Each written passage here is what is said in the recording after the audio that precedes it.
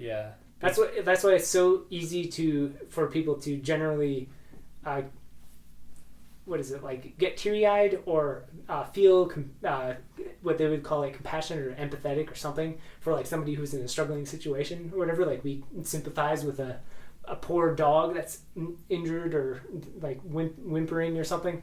Like it's so easy for people to do that because it's going in the opposite direction, or even something as like, opposed to seeing someone who's blissfully in peace and then feeling blissfully in peace. Yeah, like good luck. Yeah. Like just seeing somebody be content with where they are. Yeah. Usually it would be like they're probably like analyzing the situation or something, and when the person is probably literally just sitting there free. Yeah. But you wouldn't know if you don't understand. It does feel that like, side of it all. and when you say like, there's a person in blissful peace, but like not just like elated peace, but like actual contentment, and it's like, either a sad dog, like feel a sad dog, whatever, or feel that, when you kind of just made that motion, it's like it almost, you're like putting them to some, like putting them, kind of leaning the person like into something that's like, what is there, like it feels like nothing is there because it's an so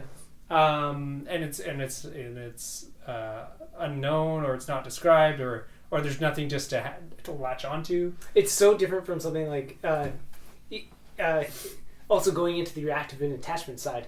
The closest that we ever get to that, because it's still within our foundations, it's almost like the same reason that we think dogs are really smart and etc. is like it's within our faculties to understand like, oh, a dog is trainable by like telling them no and all this other stuff. Like they react constantly. There's really miserable, frantic, anxious creatures, and we see a dog wag its tail, and that's easy to like get to like go into the vibe of like play or whatever, like to move into joy and play or whatever when a dog is like super happy and stuff. We understand that because it's within our framework. But to see something like a cat sit there and just and like exist oddly, be in like play. Yeah, it's like an odd. It's not shaking its tail. It's not doing anything. It's just in a complete free state of joy and play.